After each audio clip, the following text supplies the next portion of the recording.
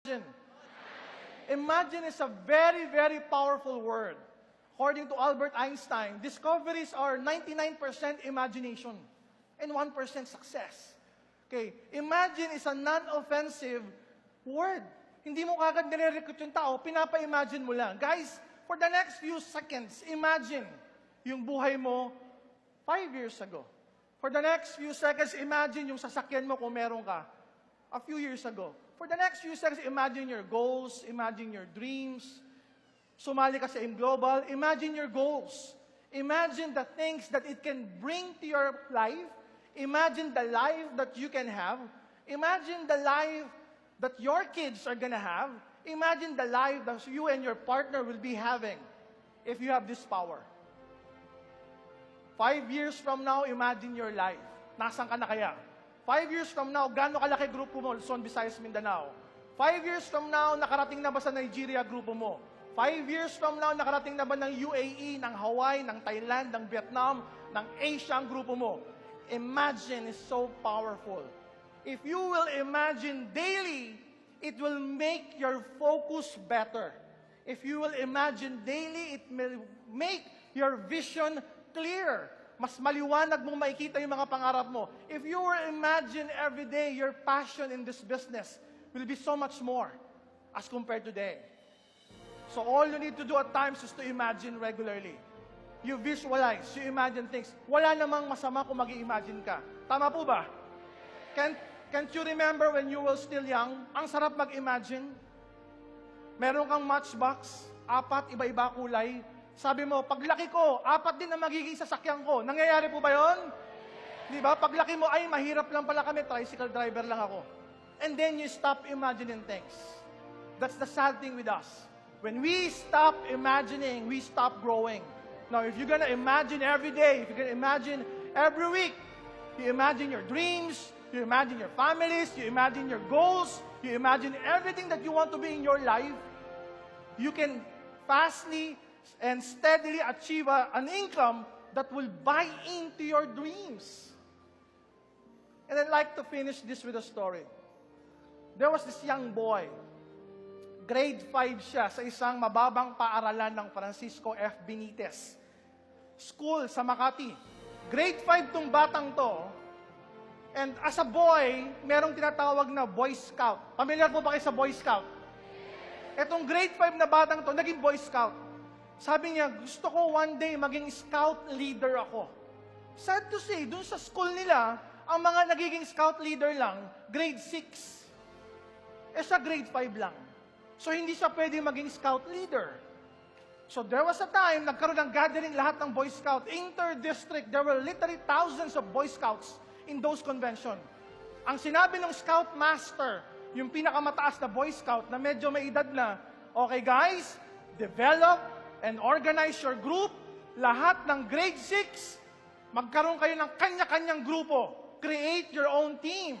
Create your own group. And this young boy, na grade 5 lang, sabi niya, how I wish, how I imagine na kahit grade 5 lang ako, may grupo ako.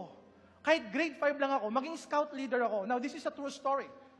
Yung mga grade 6 na grupo-grupo na.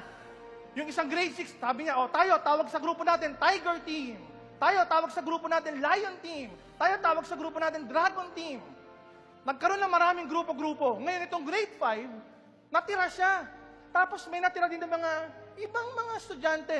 Mga grade 3, grade 4, grade 5, yung mga 4 na taon na nag-grade 6. Ngayon, magkakahalo sila doon, nakatayo lang. Walang kumukuha sa kanila to be part of the group. Ngayon, sabi ng Scout Master, bakit wala kayong kagrupo? Sabi ng Scout Master, wala pong kumukuha sa amin, ayaw yata nila sa amin. Sabi ng Scout Master, tinuro yung boy. Ikaw, anong grade mo na? Scout Master, grade 5 lang po ako. Pwede na yan.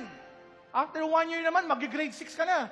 Ikaw, ang siyang Scout leader, Scout Master ng grupo mo. Bahala ka. Gumawa kayo ng grupo, pangalanan mo yung grupo mo. Di yung boy, after imagining all of these things, tuwang-tuwa siya sa wakas.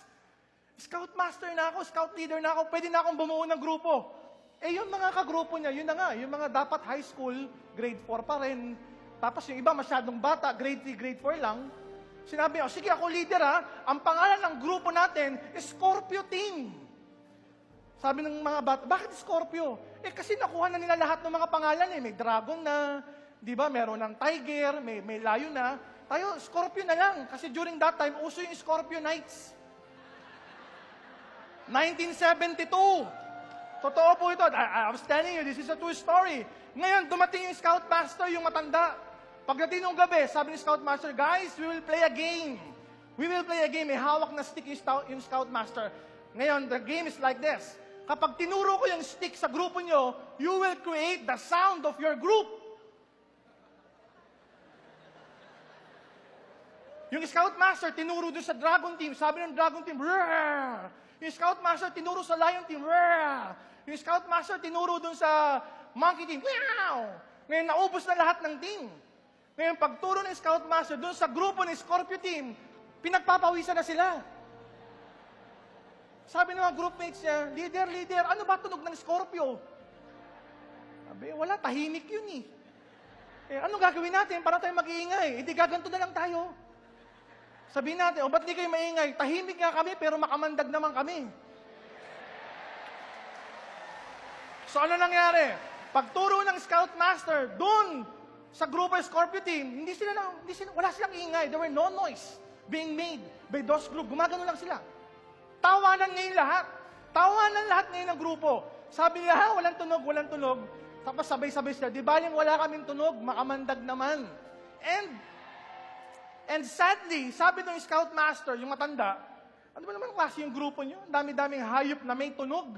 Ba't kumuha kayo ng hayop na walang tunog? Kayo yung mga tira-tira sa grupo. Kayo yung mga dapat high school na, nasa elementary pa. Tapos yung leader nyo, grade 5 pa. Malamang, sa lahat ng grupong to, kayo yung walang mararating. Sabi ng Scoutmaster na matanda. And this young boy, keep on imagining things. Hindi, there will come a time. Mananalo din tayo sa mga race. There will come a time, mabilis din tayo makakagawa ng bonfire. There will come a time, if we keep on imagining things, we will be the best group in our inter-district conference. Years and years passed by. This young boy, he grew up without a father. This young boy grew up without a father. He became a doctor. He married a doctor. This young boy who grew up as a doctor partnered with Francis Miguel. He partnered with John Aspirin.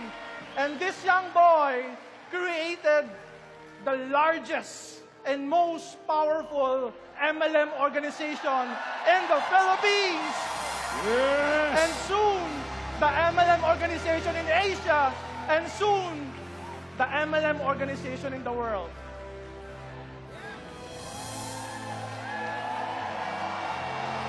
Isang milyon! 2 milyon! 3 milyon! Milyong palakpak! What I'm asking you to do is to imagine. What I'm asking you to do is to imagine.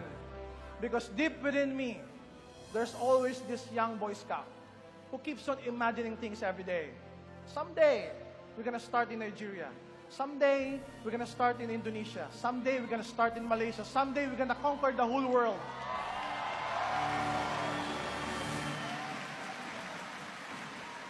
And we are accomplishing it step by step, day by day, week after week, month after month. My name is Doc Ed, and I'm a Boy Scout, and I'm telling you, imagine every day. Thank you very much. God bless our company. 1 milyon! 2 milyon! 3 Milyon palakpak! Milyong palakpak! para Dr. sa ating Ed! presidente.